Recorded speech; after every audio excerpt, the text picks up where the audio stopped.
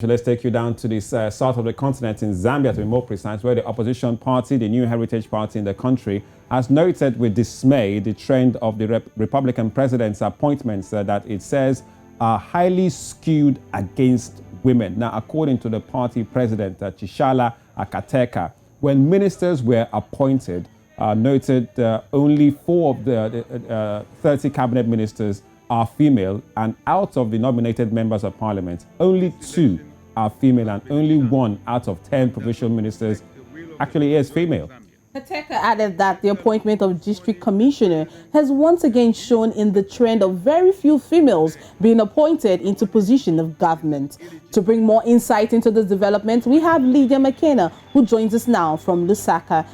Thank you for joining, Lydia. Ms. Kateka has insisted that Zambia is not short of qualified women that would meet the criteria for appointments to key public leadership positions. Are women really overlooked in President Hichilema's government? And if yes, why is that so? Good morning to you too. Well, what she noted is actually because what has been happening, actually she's not the first one who has complained about that.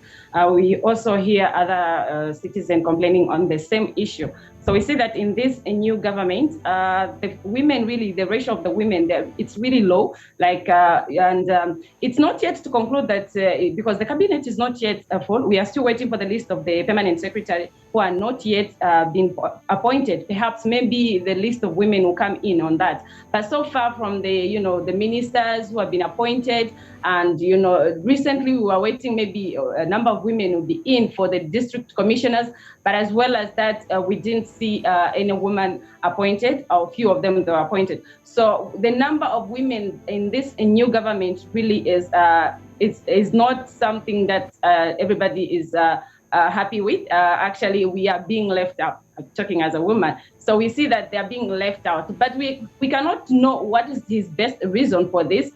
And looking at the integrity and the merit of men that he has chosen for his government, so perhaps maybe he's looking at something that's why he chose men to be more in parliament than women. But for now, we see that women are less. So the point that the Heritage Party president, Chishala Akateka, has mentioned is actually the fact, and everybody is talking about it because she's not the first one to say that. Well, Lydia, Kateka's comments have somewhat drawn up a bit of controversy about women in the country. Now, some say that women are perhaps their biggest enemies in the country to themselves, and also few women voted for Kateka when she was running now during the polls. Now, do you agree with these assertions, and how would you rate the support given to women by fellow women, especially in the run-up to these concluded elections that we just saw?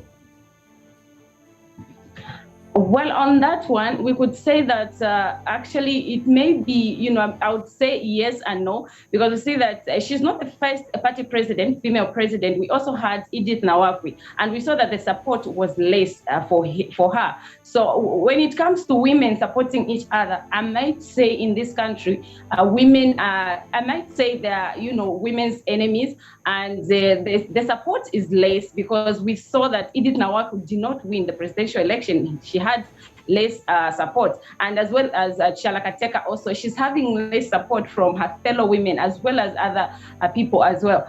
So on that one, I could say yes and no, and we see that there are others who are also trying to pull other women up and trying to promote as this the appointment has been made.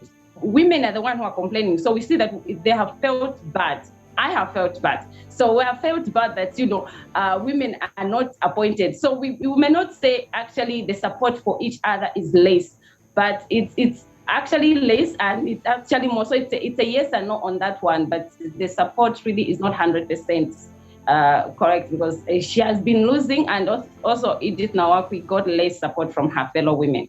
Right, Lydia. Now, looking at the nation of Zambia with a little above 18 million, it's quite important and crucial for your financial strength of anybody before you come out for any political campaign. Now, according to reports, they say women's income are lower than men in Zambia. Now, do you think this places women in a weaker position, and why?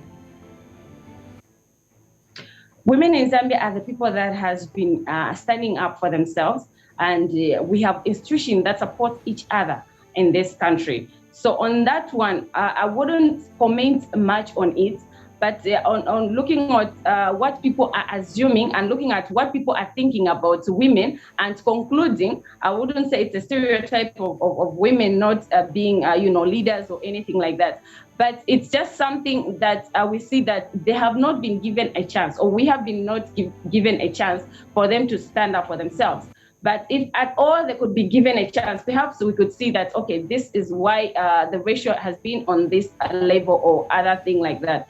But there are institutions that are supporting their fellow women, and they are doing well. So I wouldn't say that that statement is a fact or anything like that, but it's just a chance that has not been provided, or a platform that has not been provided to just see what a woman can do.